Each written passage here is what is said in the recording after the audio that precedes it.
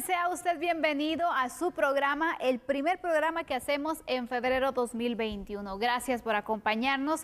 Es un gusto compartir con Julio Talamonti el análisis de esta noche. ¿Cómo estás, Julio? Sandy, buenas noches. Un gusto también para mí compartir contigo, compartir con usted allá en casa. Es importante, estamos iniciando precisamente un nuevo mes y el primero de los temas que traemos es que cada vez se vuelve peor porque uno le cuesta entender la extorsión, le cuesta entender cómo esto está agobiando a la sociedad guatemalteca, pero cuando las extorsiones vienen de las propias autoridades, hombre, esto se vuelve inverosímil.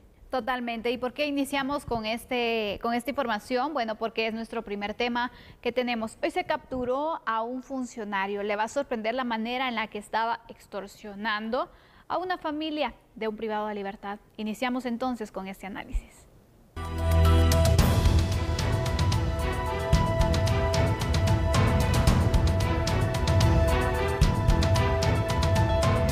Efectuó la captura de Macario Heriberto Escobar Ramos, quien fungía como subdirector del Centro Preventivo de Quiché, mientras realizaba una extorsión de 30,000 quetzales a familiares de un reo para no hacerle daño.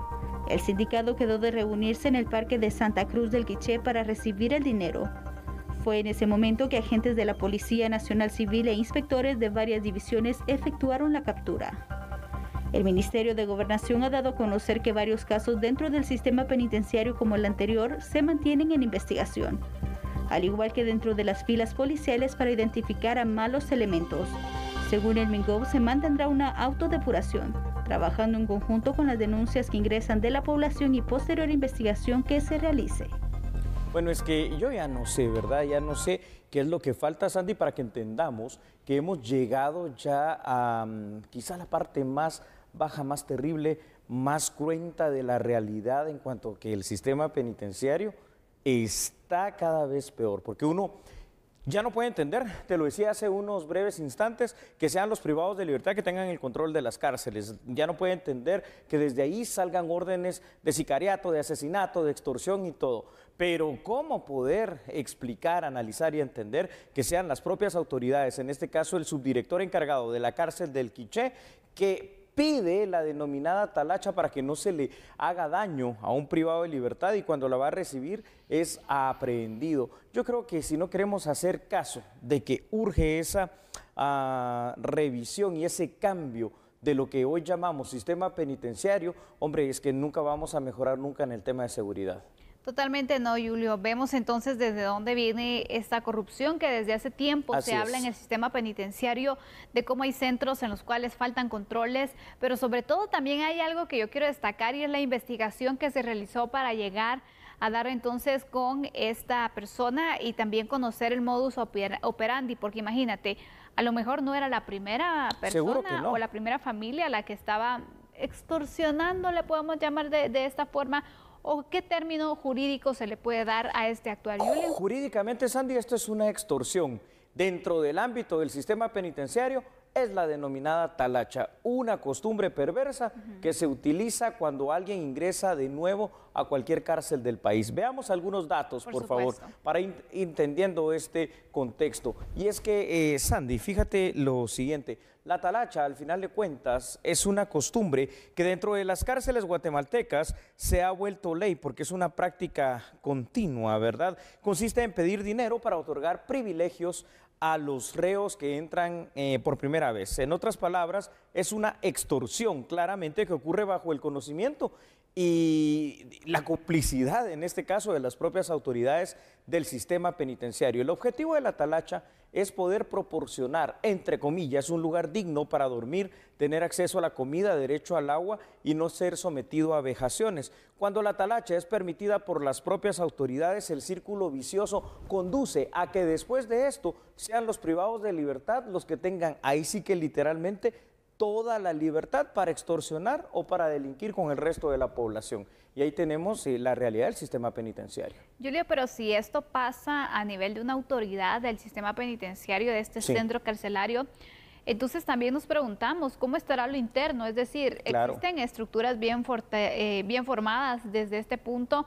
Y imagínate que llegan hasta los altos cargos, es preocupante también. ¿Quiénes más podrían estar participando? ¿Cómo se puede estar dirigiendo al final o con qué fines se está pues dirigiendo esta entidad. A ver, Sandy, en el sistema penitenciario hay que decirlo, también hay personal bueno, pero lamentablemente esta situación ha llegado y ha cooptado esta institución. Esta corrupción la vemos en los niveles de altos mandos, en este caso un subdirector de cárcel, lo vemos en los niveles administrativos y lo vemos en los más bajos niveles. Es decir, lo vemos con la Guardia Penitenciaria, que es la que día a día tiene cierto, digamos, relacionamiento con los privados de libertad a través de los traslados, a través de las encomiendas y a través de otras miles de situaciones. Quiere decir que nos estamos enfrentando a tal vez la institución más corrupta que exista dentro de el gobierno, dentro de lo que es el Estado de Guatemala, dentro de lo que es nuestro país, dentro de lo que es la institucionalidad de Guatemala. Y lo peor de todo, que estamos hablando del sistema penitenciario, que es el último de los eslabones de la cadena de la justicia y el primero, entre comillas, de los eslabones de cadena de seguridad, porque de seguridad al final de cuentas no brinda nada. Por lo visto, entonces, al final es preocupante en las personas que están privadas de libertad en estos centros. Sí, donde totalmente. El hecho solo de enfrentar también un proceso es una situación complicada. El hecho de la convivencia, el hecho de que también los familiares tengan que buscar la manera de buscar el dinero, imagínate, si no lo tienen, ¿qué otra vez va a quedar? No es justificación, pero una de las tentaciones va a ser delinquir. Correcto. Y entonces están fomentando también Seguro. que estos círculos de violencia, de delincuencia, continúen y al final estas familias o esta persona no pueda salirse del crimen porque va a necesitar entonces el dinero para pagar la famosa talacha. Entonces, es toda una estructura, Julio, que sin duda alguna te diría, ojalá que no quede solo con esta captura, sino que las investigaciones vayan más Continúen. allá. La pregunta ahora aquí, Sandy, es ¿cuándo vamos a empezar a cambiar esto? Es decir, ¿cuándo de verdad viene la reforma penitenciaria? ¿En qué momento viene, por ejemplo, la construcción de al menos dos al menos, cárceles que sí de verdad sean de máxima o supermáxima seguridad aquí en Guatemala, para empezar a retomar el control, cárceles en las cuales evidentemente tendrás que cambiar el personal administrativo, el personal de seguridad, tendrás que hacer algunas otras cosas, tendrás que tener también cámaras de videovigilancia continuamente para controlar a los privados de libertad, pero para controlar al propio personal administrativo. ¿Cuándo le vamos a apostar a la tecnología dentro del sistema penitenciario para que no salgan llamadas de extorsión? ¿Cuándo le vamos a apostar a la tecnología para que no ingresen ilícitos, dada la alta corrupción? Mientras no hagamos nada de eso, es que cada vez esto que estamos hoy analizando se va a empezar a volver más cotidiano, más común y entre comillas más normal, aunque de normal no tiene absolutamente nada. Y estamos cayendo cada vez más bajo en el tema de seguridad. Totalmente, Julio, comparto esto contigo, porque sabemos que cuando hablamos de hacer una reforma profunda a todo el sistema de justicia, iniciar por el sistema penitenciario es una necesidad. Así es, la primera de las primeras, correcto. Siendo la primera de las prioridades de Guatemala la seguridad, lo que urge cambiar es el sistema penitenciario, porque lamentablemente desde allí, no solo los privados de libertad, planeando muchos de ellos, planificando y ejecutando muchos hechos delictivos como las extorsiones, ya lo dijimos, sino que las propias autoridades ahora, bueno, no de ahora, esto seguramente es una práctica de mucho tiempo atrás, extorsionando al privado de libertad para después darle la libertad de delinquir en contra del ciudadano. No, realmente, ¿qué podemos pretender hacer con esto?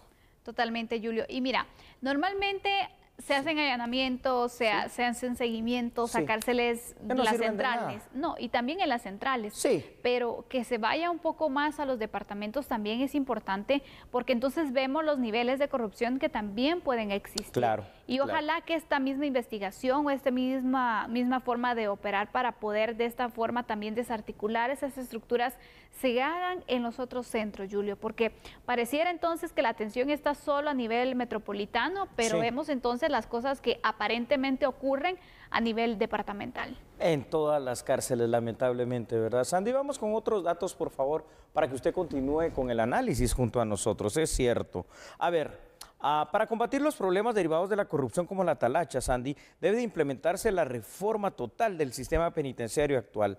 Cada director y subdirector de centro debería de pasar por la prueba de polígrafo permanentemente. También se debería implementar vigilancia a través de cámaras. El combate a la corrupción en el sistema penitenciario pasa por la persecución penal hacia las autoridades, los guardias, los trabajadores administrativos que se han prestado a esa corrupción, que se han prestado a delinquir. Acciones como la denuncia ciudadana, como fue lo que pasó en este caso por parte de la familia de quien estaba siendo extorsionado como privado de libertad, y la dignificación del personal penitenciario, no solo en el salario, sino que en las condiciones de trabajo son absolutamente necesarias. Pero aquí volvemos a lo que decía hace unos minutos atrás, es que no vemos que empiece con al menos una de estas acciones, mucho menos pensar, ¿verdad?, ya el tema de una rehabilitación para una reinserción social, de programas que sean sostenidos y sostenibles en el tiempo. Entonces nos estamos dando cuenta que es no querer cambiar la realidad penitenciaria en este país. Totalmente, Julio.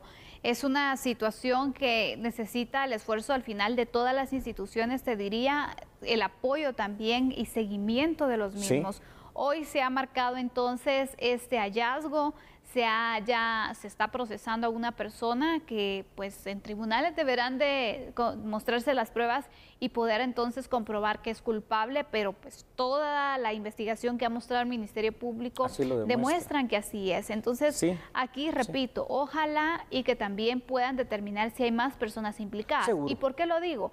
Porque no sirve de mucho el hecho de capturar a uno si los demás van a seguir operando. Es que ¿sabes qué es lo que pasa? El resto de la estructura de personas que se han plegado a la corrupción dentro del sistema penitenciario siguen ahí en el día a día. Entonces uno se pregunta, ¿de qué sirve, por ejemplo, cuando hacen esas requisas que tú estás mencionando, quitan todos los aparatos, quitan todos los ilícitos y al día siguiente empiezan a entrar nuevamente? Claro. Porque tampoco es que se puede estar en requisa permanente en los 22 centros carcelarios durante los 365 días del año. Quiere decir que todo esto pasa por la reforma penitenciaria y el combate a la corrupción. Cada persona que trabaje en el sistema penitenciario y que se le identifique como alguien que se prestó a la corrupción, por supuesto que viene el despido, la entrega a las autoridades, el procesamiento penal y de la justicia. Lo que esperaría uno entonces como ciudadano para que esto de verdad empiece a cambiar es que vengan impuestas después de un juicio con todas las garantías procesales, las penas más fuertes posibles para que esto por lo menos empiece a ser una cuestión que desincentive el tratar de delinquir, pero bueno, lamentablemente desde ahí mismo se delinque. Este es uno de los temas entonces destacados del día, la captura de esta autoridad de la cárcel de Quiché. Sí. Seguirán entonces los detalles que vamos a ir conociendo conforme se vaya desarrollando el proceso penal, pero vemos entonces lo importante que es que se realicen los esfuerzos y las investigaciones a lo interno de los diferentes centros carcelarios, donde una vez más se demuestra la debilidad y la corrupción que imperan los mismos. Total, terrible. Ahora te pregunto algo, Sandy, ¿qué crees que vaya a pasar con la Corte de Constitucionalidad? Que a mí a este punto ya también lo de las Cortes me parece caso perdido aquí en Guatemala, ¿no? ¿Y por qué se lo decimos? Porque pareciera que el Colegio de Abogados ya había elegido a su representante en la CC, no lo dejan tomar posesión y ahora hay una orden de captura. ¿Regresamos con este tema? Claro que sí, con mucho gusto. No cambie, por favor, porque nosotros somos a la medida.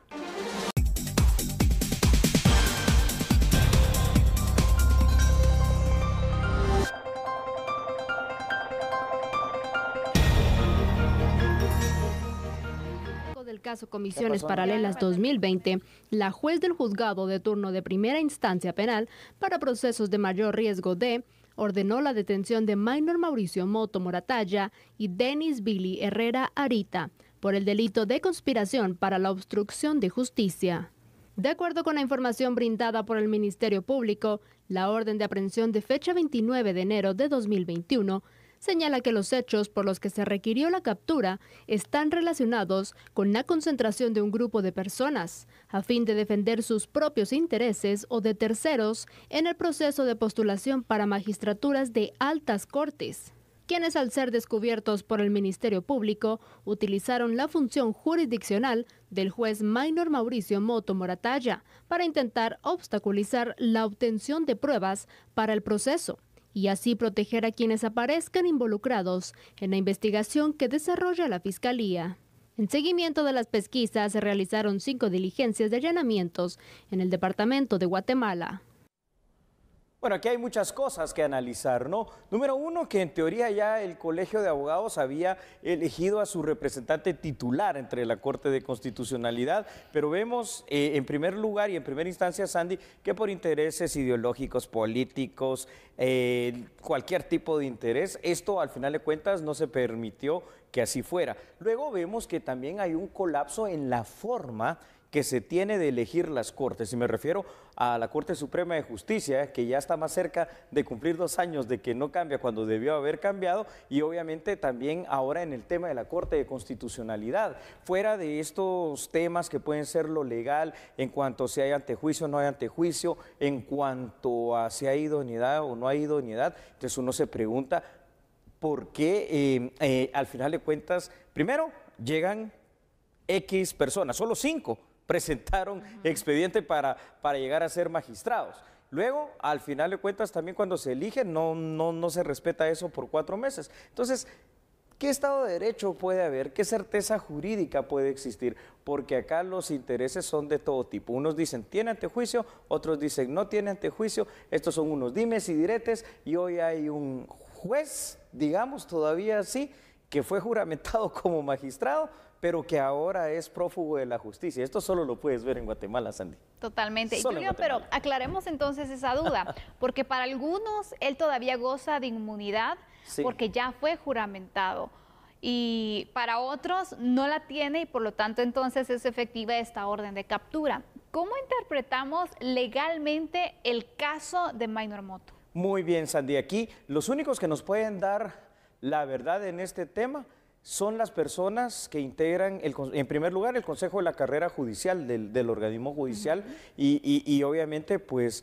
habrá que ver si ya había existido, digamos, para que no, en el caso de que no gozara de antejuicio, vamos a poner ese primer supuesto, si ya había existido después de la designación de Moto por parte del Colegio de Abogados y el tiempo de la juramentación que tuvo en el Congreso de la República hace casi una semana, una carta, una renuncia, una situación que lo puede dejar precisamente en ese limbo de que no existe el derecho de antejuicio, ¿verdad? Ahora, está la otra situación. Como fue ya electo por el Colegio de Abogados, fue juramentado por el Congreso de la República, pero no ha tomado posesión por la Corte de Constitucionalidad misma, puede ser que simplemente no haya renunciado, eso te lo digo, por eso solo los miembros del Consejo de la Carrera Judicial lo sabrán, que no haya renunciado a su cargo de juez y entonces sigue gozando del derecho a antejuicio porque no ejerció todavía en ningún día el cargo de magistrado de la CC. Este es una cosa que realmente yo creo, sinceramente, con lo enredado que está esto de las Cortes aquí en Guatemala, no se va a lograr determinar con claridad. ¿Por qué? Porque si preguntas a unos, no, si preguntas a otros, sí, no hay una claridad en este tema, no hay una postura oficial por parte de la misma Corte Suprema de Justicia, no hay una postura oficial por parte de la Corte de Constitucionalidad. Ahorita el Congreso se hace para atrás y lo único que sabemos es que Minor Moto ahora tiene orden de aprehensión. Julio, pero entonces, ¿qué dice la ley? ¿Cuándo una persona se convierte en magistrado de la CC? Es decir, él ya pasó el proceso de selección, la elección por parte del Colegio de Abogados, le dieron también ganadas esas elecciones, llega al Congreso, lo juramentan. ¿Desde ese momento ya es magistrado o sí o sí tiene que tomar posesión en la Corte? Te doy mi criterio, criterio personal en lo jurídico, mi interpretación es que sigue gozando del derecho de antejuicio, porque como está en esa situación de que ya fue electo, de que venía de la judicatura y al final de cuentas ya fue juramentado en el cargo, la toma de posesión es solo un acto administrativo. Mire, este es su despacho y bienvenido a la Corte de Constitucionalidad. Es un acto administrativo nada más. La juramentación es la que lo inviste en la calidad de magistrado. Quiere decir, porque cuando lo juramentó el Congreso, ahorita vamos a dar los datos, lo juramentó en qué calidad de magistrado de la CC. Quiere decir que desde ese momento ya continúa con el derecho de antejuicio. Este es mi criterio legal, porque así es de sencillo, pero como los abogados también tenemos esa situación de querer muchas veces por los intereses venir y pervertir las leyes, entonces los criterios serán 40,000 por los 40,000 abogados que hayan en este país. Vamos con datos. Claro, Julio, porque una vez más queda evidenciado que la ley tiene muchísimas interpretaciones. Ay, no, qué terrible. Es una, pero tú sabes cómo funciona esto en Guatemala. A raíz de la orden de aprehensión vigente en contra del magistrado electo Minor Moto, evidentemente la Corte de Constitucionalidad Constitucionalidad seguirá sin integrarse y sin estar representada por todos sus electores. Es de recordar que el próximo mes de abril del presente año está establecido el cambio de autoridades en esa institución y los procesos de elección ya iniciaron, de hecho. Cada vez más se hace evidente la necesidad de apostar a un nuevo modelo de designación de autoridades judiciales de todo tipo, en donde, Sandy, prevalezca la capacidad, la carrera y la experiencia. Es previsible que hasta la finalización, el presente periodo constitucional de la CC, la misma deba funcionar sin el representante titular del Colegio de Abogados, porque ahora, como la pregunta es ¿qué sucederá con la CC? Seguramente ahora Maynor Moto, pues va a ser difícil que lo encuentren las autoridades, porque ahora pesa sobre él esta orden de aprehensión. Y aquí hemos visto casos donde exfuncionarios o funcionarios están con orden de aprehensión y no se presentan, ¿no? Uno de ellos, el de la exfiscal en su momento, Tel Maldana, ahora esta situación de Maynor Moto. Y bueno, no sé, Sandy, cada vez nuestro sistema de justicia me parece más colapsado, más politizado, más de alguna manera pervertido en ese sentido, y lo que menos hay dentro del sistema de justicia es justicia. Claro, Julio. Y mira, esta situación ha sido muy criticada. Para algunos, el hecho de que no lo hayan encontrado, el hecho que no enfrente las acusaciones, pues tiene su punto, ¿no? Para otros que critican el lado de que no hay claridad, bueno, ¿tiene antejuicio o no? Si lo tiene, ¿por qué giran orden de captura? Sí se debe hacer un proceso previo para poder determinar, pero la jueza viene y gira orden de captura. No hay claridad en ese asunto, pero entonces, ¿qué sería lo más recomendable? Es decir, que se presente y que se aclare toda esta situación, porque aquí el miedo también debe estar en medio, ¿no? De me van a utilizar o cuál es el fin. No es que ahora al final Maynor Moto se termina convirtiendo, Sandy, en el conejillo de Indias de un sistema de justicia colapsado. A ver, tenemos que entender algo con el tema del antejuicio. El antejuicio, estimados televidentes de La Medida, no es algo que proteja a la persona como tal. No es así como se pensó la figura del antejuicio. La figura del derecho de antejuicio está protegiendo la investidura, está protegiendo el cargo. ¿Para qué? No para proteger a la persona A, B, C o D, no, para proteger el ejercicio del cargo de denuncias espurias. Quiere decir, porque considero que Maynor Moto sea del agrado de muchos o sea del desagrado de otros tantos, sí tiene el tema del derecho de antejuicio, porque de juez, que donde gozaba de antejuicio, pasó directamente a la juramentación del cargo de magistrado por parte del Congreso de la República, que ya lo recubre nuevamente de ese derecho de antejuicio, y lo que no se le dio fue posesión administrativa del despacho dentro de la Corte de Constitucionalidad, por los argumentos que también el resto de integrantes de la Corte de Constitucionalidad argumentaban, que sopesaban todavía a recursos de amparo que debían de resolverse de manera definitiva. En el ínterin entonces se da esta situación. Pero es preocupante, Sandy, porque esto lo que hace primero es polarizar nuevamente a la sociedad. ¿Por qué? Porque algunos con las distintas versiones no basadas en ley dicen, sí, tiene razón, ese señor no tiene antejuicio, entonces que lo aprendan. O otros dicen, no, ¿cómo puede ser posible una situación de perversión, prevaricación y un montón de situaciones de prostitución de las propias leyes? Entonces, es lo que tenemos hoy por hoy en Guatemala. ¿Sabes qué es lo que me preocupa más? Que ya viene para el mes de abril el cambio de la CC, y con el antecedente que tenemos en la Corte Suprema de Justicia, no sé qué va a pasar. Con el antecedente que tenemos aquí con los nombramientos del Colegio de Abogados, no sé si de verdad va a haber recambio. Exactamente, y eso es al punto que voy, Julio. El panorama que se espera entonces con esta renovación de la Corte de Constitucionalidad, porque si ya está el primer pero a la asignación por parte del Colegio de Abogados con una elección que se hizo siguiendo los parámetros legales, Julio, ¿qué va a pasar entonces con la designación del resto de representantes? Es decir, la Corte Suprema de Justicia está eligiendo también a su representante titular y suplente, también la Universidad de San Carlos de Guatemala, y entonces, si no parece, va a pasar lo mismo. ¿Qué va a suceder con las Cortes? ¿Se va a extender la que está? Porque este antecedente que tú has mencionado entonces nos da pues a pensar en muchas cosas, Julio. Vamos con otros datos, pero antes de dárselos, una pregunta curiosa. ¿Qué hubiera pasado si quien hubiese ganado las elecciones del CANJ hubiese sido el otro candidato, es decir, el doctor Estuardo Gálvez? ¿Pasaría lo mismo? No lo sé. No lo sé, es que como ahora son intereses políticos, ahí están los otros datos que usted tiene que saber aquí en A la Medida. Y es que de conformidad al escenario que se nos presenta de no renovación de la Corte Suprema de Justicia, cabe la posibilidad que en la Corte de Constitucionalidad suceda dentro de pocos meses exactamente lo mismo.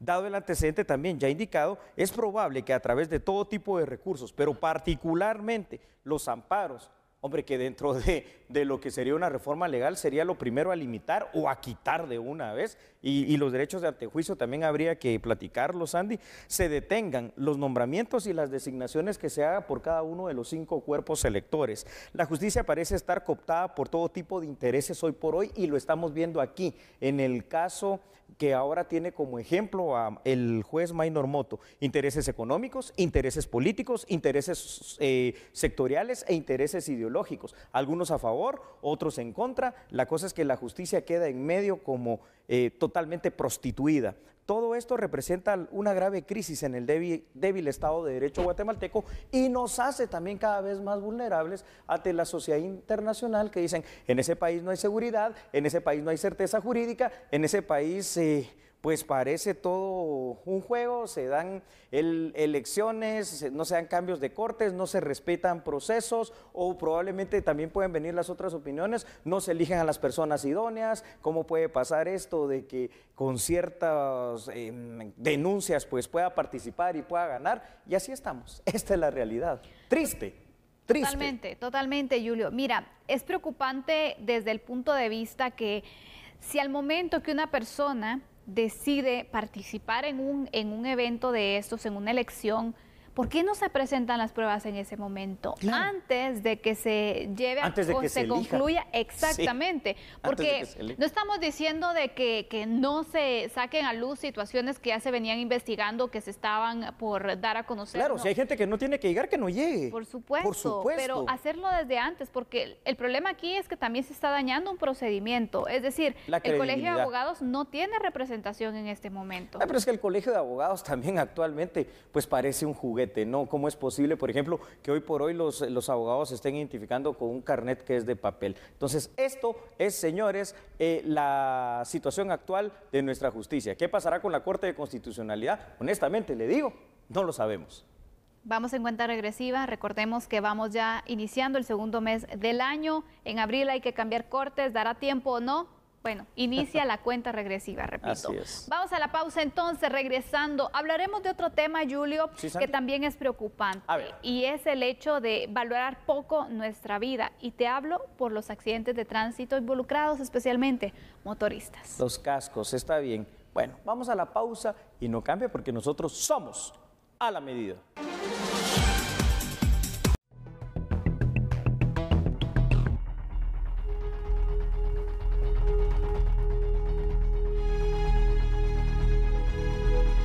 Sí, gracias a Dios, pues él fue el que me guardó, ¿verdad? Porque venía el carro a la par mía, cabal, y cuando derrapé, pues cabal sentí que la llanta me tocó en la cabeza, ¿verdad? Fueron tan solo unos segundos para que Alejandro se escapara de las manos de la muerte. La razón es porque portaba su casco. Esto ocurrió el fin de semana sobre el Boulevard El Naranjo. Metros atrás, otro motorista sale expulsado de su vehículo de 2 ruedas y su cabeza impacta contra el asfalto.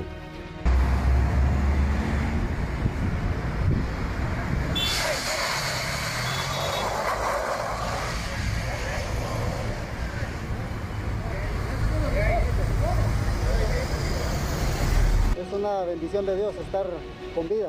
Importante, vemos daños en el casco, pero si no lo hubiera llevado hubiera sido otra historia. Sí, hubiera sido fatal definitivamente. Alejandro es del grupo que cumple con el uso de casco. Sin embargo, el Seguro Social resalta un aumento de atenciones de motoristas accidentados. De cada 10 incidentes viales, 7 son de motoristas. De cada 10 accidentes que existen, 7 motoristas están involucrados. Y también es importante. Otras personas meten otra persona en la motocicleta, están pendientes de esa persona, incluso hasta 4 personas van en una motocicleta. Entonces es una responsabilidad y un principio de sentido común tener todas las precauciones del caso.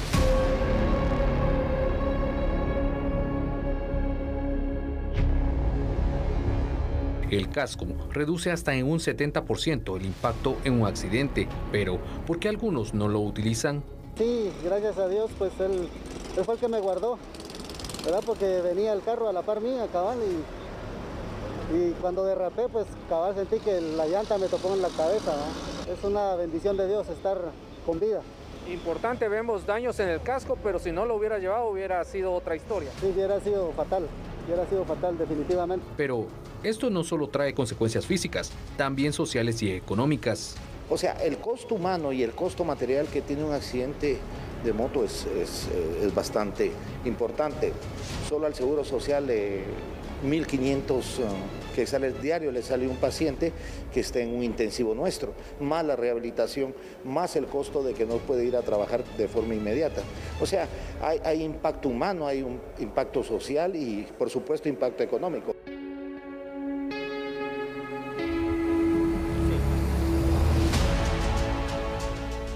Es absolutamente impresionante lo que acabamos de ver. Dígame si no da realmente susto, si no da terror. Sandy, estas imágenes que vimos allí, donde evidentemente algo había en el asfalto, se miraba ese asfalto así como con aceite, gasolina, no sabemos qué, pero afortunadamente este motorista pues más que responsable, cumpliendo con la ley, te diría yo, y protegiendo su vida, portaba el casco. De lo contrario, hoy estaríamos hablando de una historia completamente triste y distinta. Así es, Julio. Es importante que nosotros podamos seguir esas instrucciones. Las medidas de seguridad no fue que alguien no tenía nada que hacer y dijo, bueno, voy a decir que usen un casco. No. Es con un estudio previo que se ha hecho viendo las posibilidades y por eso también está dentro de las recomendaciones. Pero aparte de ello, el uso del casco, Julio, está bien utilizarlo, pero también comprar uno de una buena calidad. Porque a veces también por ahorrarse unos quetzales se compra uno barato que al momento de un golpe tampoco aguanta, entonces vemos lo caro que nos puede salir al momento de que nuestro pasajero se vea perjudicado o nosotros mismos también. Entonces, ¿qué tanto nos valoramos? Es la pregunta. Esa es la situación, Sandy, porque partamos de la base de que estadísticamente 50% de los motoristas no están utilizando casco. Partamos de otra base estadística, 7 de cada 10 accidentes automovilísticos son protagonizados hoy por hoy por motos. Y de alguna forma también partamos de esta otra base. Los accidentes automovilísticos se han convertido en la segunda causa de muerte aquí en Guatemala. Entonces la importancia de la seguridad no es un gasto, es la mejor inversión que se puede hacer. Y por eso también es importante mostrar los siguientes datos. Julio, por favor. Con mucho gusto, claro que sí, Sandy. Ahí los tiene usted en pantalla. Vamos para el análisis. La motocicleta innegablemente, Sandy, se ha convertido por distintas razones, para empezar por el tema del precio y seguridad, en un vehículo ampliamente utilizado, no solo en Guatemala, sino que también en el mundo. El crecimiento del parque vehicular de motocicletas ha llegado al extremo que superan el 1,5 millones de unidades dispersas en todo el territorio nacional. La ley y el reglamento de tránsito, al menos en la teoría, ¿no? Lo que está escrito allí en el papel, indican que cada vehículo de 4 de 2 ruedas debería contar con el equipamiento básico y mínimo para circular. Y parte del equipamiento básico y obligatorio, repito y recalco, obligatorio para circular en motocicleta es portar su casco. Pero aquí entonces estamos los responsables, como este señor que lo vimos acá en esta dramática pues toma de cámaras de seguridad con lo que sucedió, bueno, terrible, ¿no? Los que no portan casco y otros que son peores, Sandy, que sí llevan casco, pero compran el casco para el codo, porque lo llevan ahí colgando del codo. Y después entonces ocurren percances donde todas las partes del cuerpo, especialmente las que son vitales, pues bueno, sufren lesiones, pero el codo está bien resguardado. Sí, pero es la cabeza, ¿verdad? Y la ironía de la vida. Es importante recalcar estos puntos porque sabemos que un accidente de tránsito, una persona que maneja una motocicleta se arriesga de muchas formas, más que un conductor de un vehículo, y no digamos que estos medios de transporte también están en peligro y pueden tener algún tipo de riesgo, pero un motorista no tiene la estructura que un vehículo sí puede tener y que protege hasta cierto punto a un pasajero, a un copiloto también. Ellos van totalmente expuestos. La protección es él y lo que lleve de seguridad. Ahí tenemos los otros datos para que usted pueda, junto con nosotros, seguir en este análisis. Y es que, por favor, escuche lo siguiente. Desde el año 2009, Sandy, se permite únicamente rápidamente, también al menos en la teoría, ¿verdad?, que dos personas viajen en motocicleta y se les obliga a ir identificados con algo que ya desapareció prácticamente, el chaleco, ¿no? Reflectante, el cual debe indicar el número de placa. Además, se obliga por seguridad a que todo tripulante y pasajero de las motocicletas utilicen el casco. Esto ya se encuentra regulado, pero no se cumple. Entonces, ¿por qué es que no se cumple? Lo cual significa que quizá uno de los aspectos que influye sea la cultura, la costumbre, el poco control de las autoridades también en este tema, porque estoy seguro que si se empieza a multar fuerte por esta situación que al final de cuentas viene a beneficiar la seguridad del motociclista, la cosa va a cambiar. Totalmente. Entonces le queremos hacer la recomendación, si usted conduce una motocicleta o conoce a alguien también que conduce una motocicleta, que le pueda recalcar cuáles son esas medidas de seguridad que deben de tomar. Así es. El casco no les puede faltar, sobre todo. Y recordemos que ante la facilidad que puede existir para obtener una motocicleta, ante las situaciones económicas también, el parque de motocicletas ha incrementado de gran forma, Julio. Muchísimo, Sandy. Y esta situación, este comportamiento va a continuar de esa forma también. Y por lo tanto es importante que toda persona que conduce una motocicleta y que lleve algún acompañante también, que puedan tomar en consideración estas recomendaciones. Así es. No los queremos como parte de las estadísticas de personas fallecidas o lesionadas. Por favor, cuídense, valoren su vida. Muy bien dicho, Sandy. Entonces, estimados motoristas, por el bien suyo, por el cuidado suyo y el bien de su familia, les pedimos lo siguiente. Así como cada uno de nosotros no sale sin estos aparatos y si se le olvida, usted regresa. Si se da cuenta que anda sin su casco, hombre, por favor, vaya, regrese y póngaselo. Eso es lo más importante y después inicie su camino por su vida. Muchas gracias. Vamos a la pausa entonces, regresamos con otras noticias. Así es, señoras y señores, no cambien porque a esta hora en TN23 nosotros somos a la medida.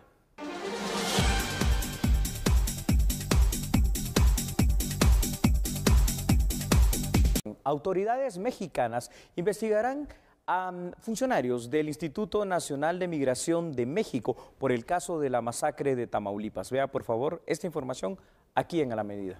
La secretaria de Gobernación de México, Olga Sánchez, explicó que tienen conocimiento sobre una camioneta que estuvo involucrada en este caso, la cual el Instituto Nacional de Migración mexicano pudo tenerla retenida, hechos que se están investigando. Al respecto, el canciller guatemalteco Pedro Brolo se pronunció e indicó que mantienen constante comunicación con el país vecino. Hubo una conferencia de prensa, si no estoy mal fue el día de hoy por la mañana, donde se hace una mención de una posibilidad que nosotros no podemos confirmar ni descartar, porque ya son las autoridades mexicanas las que están en el proceso de investigación. Nosotros no podemos adelantar ninguna comunicación pública, siendo que se está llevando a cabo un proceso de investigación y que no tenemos una comunicación oficial por los canales diplomáticos formales y oficiales todavía como para poder